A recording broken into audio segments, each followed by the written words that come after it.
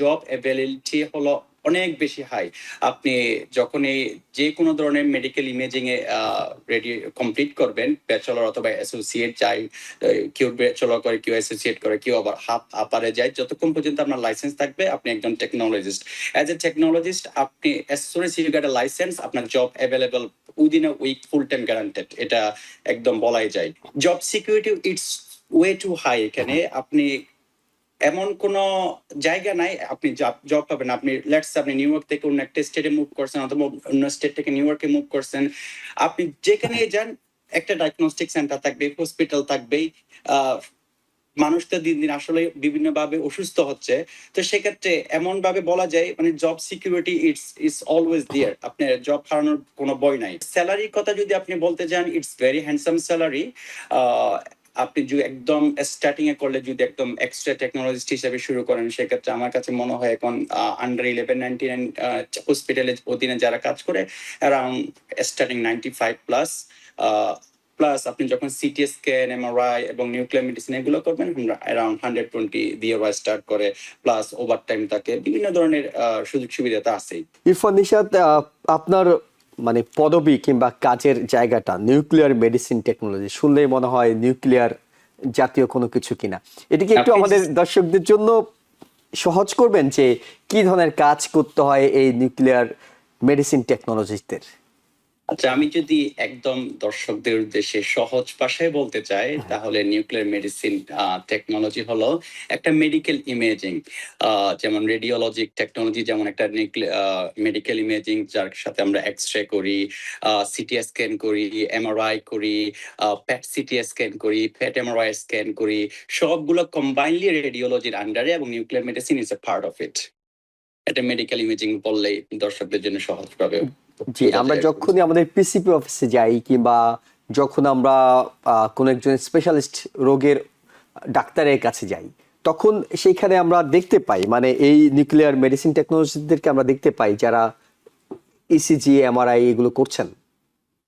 ECG ঠিক না, MRI yes. ওকে। যে কোনো ধরনের মেডিকেল ইমেজিং, এটা হতে পারে এমআরআই, এটা হতে পারে সিটি স্ক্যান, যেটা ট্রেডিশনালি ক্যাট স্ক্যান বলে চিনি আমরা, এক্স-রে, নিউক্লিয়ার স্ট্রেস টেস্ট, তারপর বিভিন্ন ধরনের প্যাট সিটি। এখন ক্যান্সার সেল ডায়াগনোসিসের জন্য বেস্ট একটা অপশন হলো প্যাট সিটি। প্যাট এমআরআই এটা আরো হাইব্রিড এবং মোর অ্যাডভান্স একটা ইমেজিং। এগুলো সব আন্ডার রেডিওলজি। ওকে। দেন তাহলে ওনারা কোথায় চাকরি করেন? আপনাদের কাজের ধরনটা আমরা বুঝলাম। আমরা মোস্টলি হসপিটাল বেসড, আবার অনেক সময় বিভিন্ন ধরনের প্রাইভেট অফিসে আমরা কাজ করে থাকি, যেসব প্রাইভেট ডায়াগনস্টিক ইমেজিং নেয়। যেমন অনেক সময় দেখা যায় বাংলাদেশে ফর এক্সাম্পল পপুলার ডায়াগনস্টিক থাকে, ইপনেসিনা ডায়াগনস্টিক। সেম ওয়েতে এখানে অনেক ডায়াগনস্টিক সেন্টার থাকে, যেমন লেনেক্সিল ডায়াগনস্টিক বলতে পারেন। সেরকম আমরা বিভিন্ন ধরনের ডায়াগনস্টিক সেন্টারও কাজ করি, প্লাস আমরা হসপিটালও কাজ করি। সব জায়গায় আমাদের আছে আর কি, কাজ করার সুযোগ রয়েছে। সেই ক্ষেত্রে এই কাজ, যে কাজটি আপনারা করছেন, এই কাজটির সুযোগ সুবিধা কেমন? আমরা যেহেতু এই অনুষ্ঠানটি করছি আমাদের দর্শকদেরকে এই ধারণা দেওয়ার জন্য যে আপনিও আপনার ক্যারিয়ারটা এই পথে ঘুরতে পারবেন, তাহলে তারা জানতে চান সুযোগ সুবিধাটা কি কি পাওয়া যায়।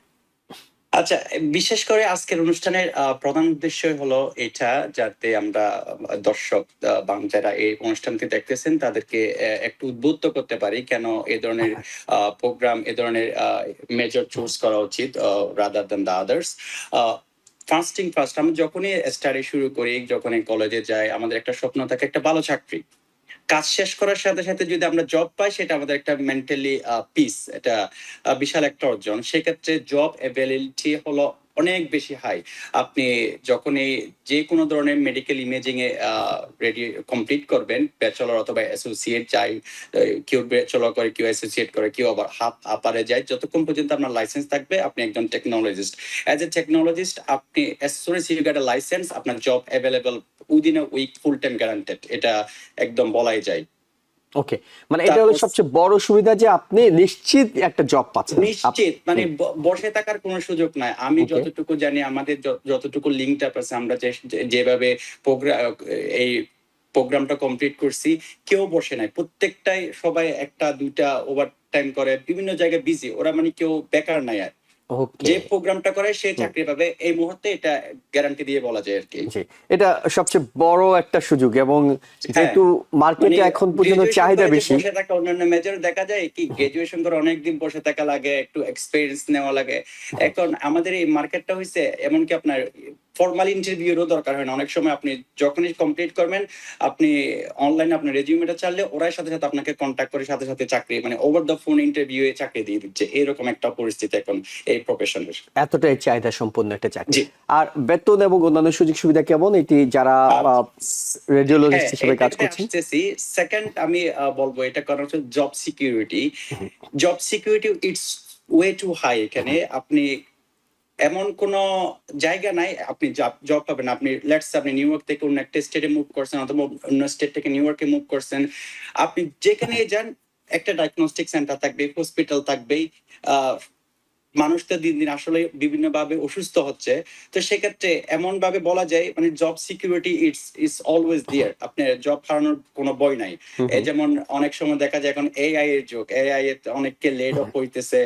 বিভিন্ন ধরনের আইটি প্রোগ্রাম বলেন, অন্যান্য মেজরে বলে, ওরা এআই অনেকগুলো টেক ওভার করতেছে। কিন্তু মেডিকেল প্রফেশন, বিশেষ করে ইমেজিং প্রফেশন, রেডিওলজিক প্রোগ্রাম গুলো এমন একটা প্রফেশন, এখানে এআই হয়তো আসবে, কিন্তু নিয়ার ফিউচারে আমার কাছে মনে হয় না লিস্ট এই জবটা টেক ওভার করতে পারবে।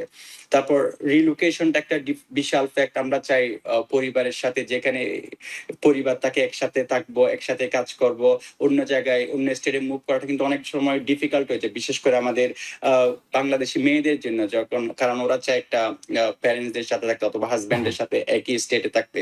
সেক্ষেত্রে আপনি যেখানে যান, যেভাবে যান, আপনার সবসময় জব থাকবে, আপনার রিলোকেট হওয়া লাগবে না জবের জন্য। তারপর স্যালারির কথা যদি আপনি বলতে যান, ইটস ভেরি হ্যান্ডসাম স্যালারি। আপনি যদি একদম স্টার্টিং এ করলে, যদি একদম এক্সট্রা টেকনোলজিস্ট হিসেবে শুরু করেন, সেক্ষেত্রে আমার কাছে মনে হয় এখন আন্ডার 1199 হসপিটালের অধীনে যারা কাজ করে, অ্যারাউন্ড স্টার্টিং 95+। প্লাস আপনি যখন সিটি স্ক্যান, এমআরআই এবং নিউক্লিয়ার মেডিসিন এগুলো করবেন, অ্যারাউন্ড 120 দিয়ে স্টার্ট করে। প্লাস ওভার টাইম থাকে, বিভিন্ন ধরনের সুযোগ সুবিধা তো আছেই।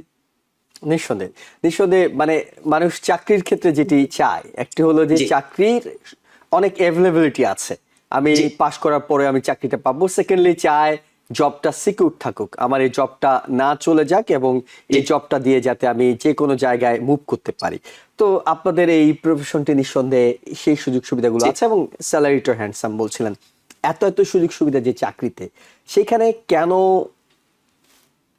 চাহিদা এখনো এত বেশি? মানে কেন মানুষজন এই কাজ করতে আগ্রহী কম বলেই তো মানুষজন পাওয়া যাচ্ছে না? কম কেন হ্যাঁ, বলে আপনার কাছে মনে হয়? কোনো কঠিন? এটা এটা আমার কাছে মনে হয় মানুষ রিচার্জ করে না। মানুষ যখন কোনো মেজর চুজ করে, সেক্ষেত্রে ওরা রিচার্জ করে মেজর চুজ করে না। আমি যদি আপনাকে একদম লাইভ একটা এক্সপিরিয়েন্স দিই, গতকালকে একটা আঙ্কেলের সাথে আমার দেখা হয়েছে। আমি কাছ থেকে আসার সময় আঙ্কেল বলতেছে, বাবা এদিকে আসো, আমার একটা ছেলে ও এনওয়াইইউ থেকে বিবিএ কমপ্লিট করছে, 1 বছর হয়েছে, এখনো জব পাচ্ছে না, তোমার কি কোনো জানাশোনা আছে কিনা? স্বাভাবিকভাবে আঙ্কেলরা যেটা বলে। হুম, হুম। আমি বলেছি, কি বলেন আঙ্কেল? বলতেছে, হ্যাঁ বাবা, এনওয়াইটিতে পড়ছে, ও ফ্রাস্ট্রেটেড হয়ে গেছে অলরেডি।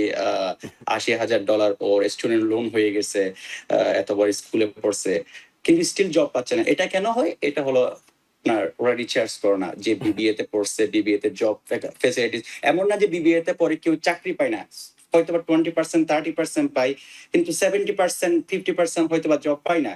সেম থিং অন্যান্য মেজরও, কিন্তু এই মেজরে আপনার 100% জব অ্যাভেলেবিলিটি আছে এখন। হুম, হুম। আপনি করার সাথে সাথে পাবেন। তো এটা একটা নাম্বার ওয়ান রিজন মানুষ রিচার্জ করে না।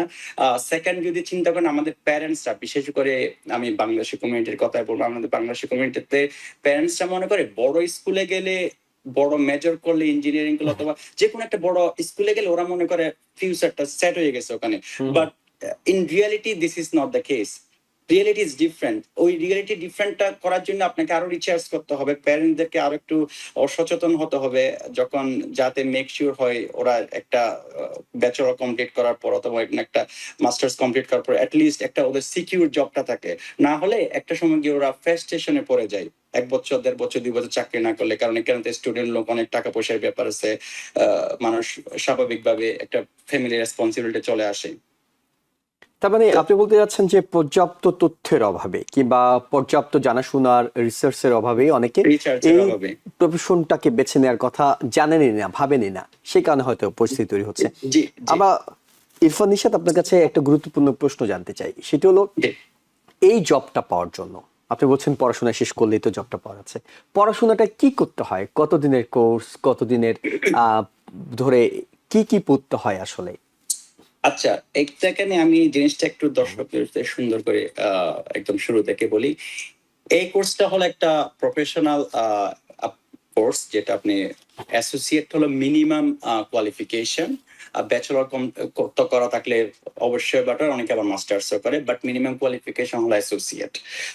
অ্যাসোসিয়েট করতে আপনার মিনিমাম যেগুলো কমিউনিটি কলেজ আছে, যেগুলো একটু একটু চিপ, টিউশন ফি অত বেশি না, ওদের 3 থেকে 4 বছর লাগতে পারে, কারণ এই প্রোগ্রামগুলো হলো স্পেশালাইজড প্রোগ্রাম। অ্যাসোসিয়েট অনেকে মনে করেন 2 বছর, 2 বছর অ্যাসোসিয়েট কমপ্লিট হয়, কিন্তু এই ধরনের প্রোগ্রামে আপনি অ্যাসোসিয়েট করেন অথবা ব্যাচেলর করেন, আপনার 3 থেকে 4 বছর মাস্ট ইনভেস্ট করতে হয় আফটার হাই স্কুল। কারণ হয় কি, আপনি যখন প্রোগ্রামে ঢুকার আগে আপনার অ্যারাউন্ড 30 ক্রেডিট কমপ্লিট করতে হয়, বিভিন্ন ধরনের সায়েন্স ব্যাকগ্রাউন্ড, ম্যাথমেটিক্স, এগুলোর সব কমপ্লিট করে, এগুলো কমপ্লিট করতে অনেকের হয়তো 1 বছর লাগে। যারা খুবই ভালো স্টুডেন্ট তারা 1 বছরের মধ্যে কমপ্লিট করতে পারে, যারা একটু ইন্টারমিডিয়েট টাইপের স্টুডেন্ট তাদের 2 বছর কমপ্লিট করা রাখতে পারে। এটাকে বলে ফ্রি রিকুইজিটিভ। আর ফ্রি রিকুইজিটিভ করার পর program itself 2 years including clinical orientation. যখন প্রোগ্রামে আপনি ইন করবেন তখন আপনি স্কুলেও পড়বেন, প্লাস সাথে সাথে আপনাকে স্কুল থেকে বিভিন্ন হসপিটাল আপনাকে অ্যাসাইন করবে, আপনি ক্লিনিক্যাল এক্সপিরিয়েন্স পাবেন। তো টোটাল আমি বলবো 3 থেকে 4 বছরের মধ্যে আপনি এই কোর্সটা করা সম্ভব, আপনি ব্যাচেলর করেন অথবা অ্যাসোসিয়েট করেন।